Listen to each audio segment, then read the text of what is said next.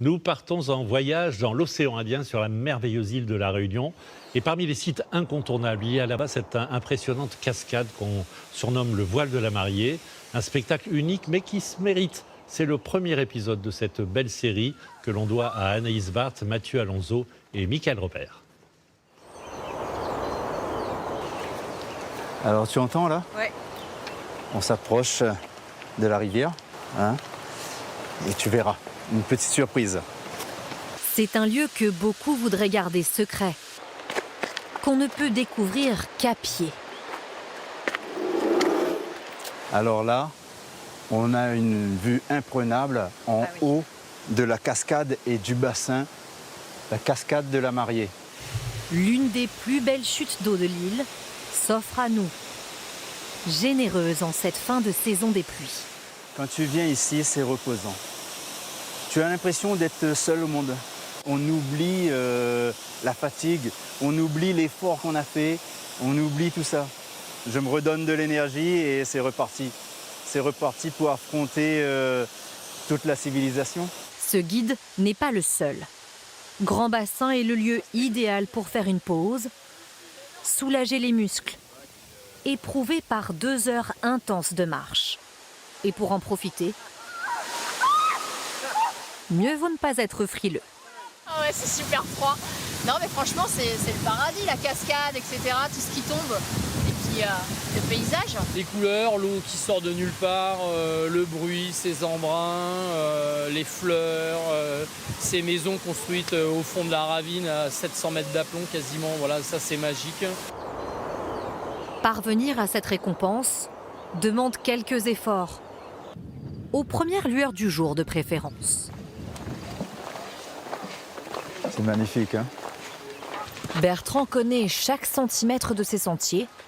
Il nous a donné rendez-vous au-dessus du vide. Bonjour Anaïs. Bonjour Bertrand. On a une super vue, on domine tout l'îlette. En contrebas, quelques maisons minuscules. Allez, on va entamer la descente. Très vite, la chaleur et la descente malmènent les organismes. Enfin, pas tous. Donc il y a des gens qui courent ici Bertrand. Eh ben oui, ici c'est un super terrain d'entraînement pour une préparation sur du trail, par exemple la Diagonale des Fous. L'une des courses les plus difficiles au monde. Oubliez les 650 mètres de dénivelé. Ces sentiers escarpés offrent un panorama exceptionnel et quelques pépites dont la Réunion a le secret. Alors tu vois, cette plante, la fleur, les feuilles, l'écorce, tout est toxique. Il ne faut surtout pas la cueillir. Tu sais comment on l'appelle? Le bois de belle-mère. Une plante endémique et des oiseaux qu'on ne trouve qu'ici, comme ce tec-tec qui peuple les forêts tropicales du sud de l'île. Après 2 heures de marche, nous y voilà, l'îlette de Grand Bassin. Il règne dans ce village une quiétude, une authenticité d'un autre temps. Autrefois, plus de 400 personnes vivaient ici. Seule une vingtaine de familles sont restées. Elles tiennent des gîtes et cultivent ces terres réputées fertiles, à l'instar de Franck Rivière. L'enfant du pays a fait de cet endroit un immense verger. Café, bananes, fruits de la passion. On y trouve aussi des fruits plus inattendus. Le tomate arbus, ça nous sert à faire des plats avec, de la confiture, du piment. C'est très, très bon. C'est délicieux. C'est Ça n'a bon. pas du tout un goût de la tomate comme on la connaît. Mais c'est très bon.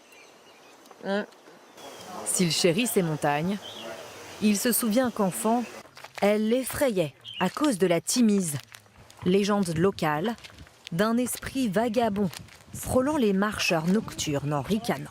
Quand nos parents nous racontaient ça le soir, impossible de sortir dehors parce qu'on avait tellement la peur. Et la Timise, en fin de compte, la fameuse Timise, elle criait comme un cheval.